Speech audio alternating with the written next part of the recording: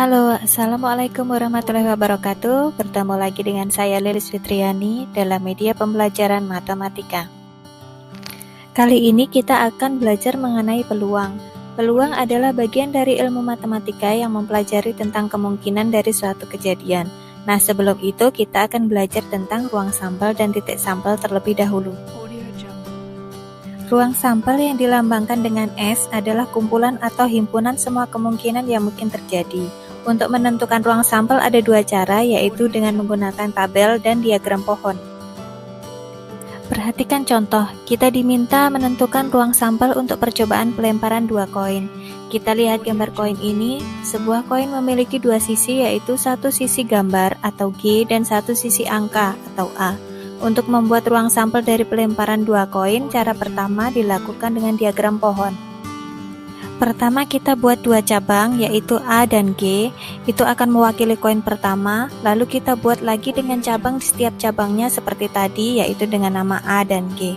Jika koinnya ada 3 dan seterusnya, maka kita harus membuat cabang seperti itu lagi di setiap cabang tersebut. Maka dari situ diperoleh ruang sampel, yaitu AA, AG, GA, dan GG.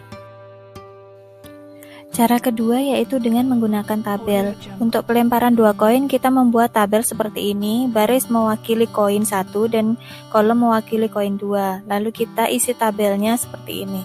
Ini sudah kita pernah pelajari ya di kaidah pencacahan, hanya mengulang saja. Dari kedua cara tersebut diperoleh 4 anggota ruang sampel, yaitu AA, AG, GA, dan GG. Angka 4 tersebut berasal dari 2 kali 2 yang mewakili banyaknya sisi koin. Karena koinnya ada 2, maka jumlah sisi koin 1 dikalikan dengan jumlah sisi koin 2, jadinya 2 kali 2 sama dengan 4. Untuk contoh selanjutnya, kita akan menghitung ruang sampel untuk pelemparan dua buah dadu. Kali ini kita memakai tabel ya, supaya lebih ringkas tempatnya. Diperoleh tabel seperti ini. Nah, adapun banyaknya anggota ruang sampel atau S itu sebanyak 6 kali 6 sama dengan 36. Pembahasan selanjutnya adalah mengenai titik sampel. Titik sampel adalah himpunan bagian dari ruang sampel. Perhatikan contoh. Pada pelemparan dua buah dadu, tentukan banyaknya kemungkinan munculnya jumlah mata dadu 6. Maka jawabnya, jika A adalah kejadian munculnya jumlah mata dadu 6, maka kita cek tabel berikut. Angka yang muncul pada dadu, jika kita jumlahkan dan kita cari yang hasilnya 6, maka ketemu kotak-kotak yang saya tandai dengan kotak merah. Dan ternyata ada 5 anggota ruang sampel yang hasil penjumlahannya adalah 6. Selanjutnya adalah pembahasan tentang peluang suatu kejadian. Peluang kejadian A dilambangkan P dalam kurung A, masing-masing menggunakan huruf besar ya, di mana rumusnya adalah NA dibagi dengan NS. NA adalah banyaknya kejadian A dan NS adalah banyaknya ruang sampel. Perhatikan contoh. Doni melempar sebuah dadu, tentukan peluang munculnya mata dadu genap. Ruang sampel sebuah dadu adalah 1, 2, 3, 4, 5, 6, maka NS-nya adalah 6. A adalah munculnya mata dadu genap dari angka 1 sampai dengan 6, yaitu 2, 4, dan 6, maka NA sama dengan 3. Jadi peluang A sama dengan NA dibagi NS sama dengan 3 dibagi 6 jika disederhanakan menjadi 1/2. Contoh kedua, Budi melemparkan 2 buah dadu. Tentukan peluang munculnya hasil kali kedua mata dadu yang muncul adalah 6. Perhatikan tabel berikut. Jika angka yang muncul di dadu 1 kita kalikan dengan angka pada dadu 2 dan kita pilih yang hasilnya 6, maka jawabannya adalah yang saya kotak merah dan ada 4 titik sampel.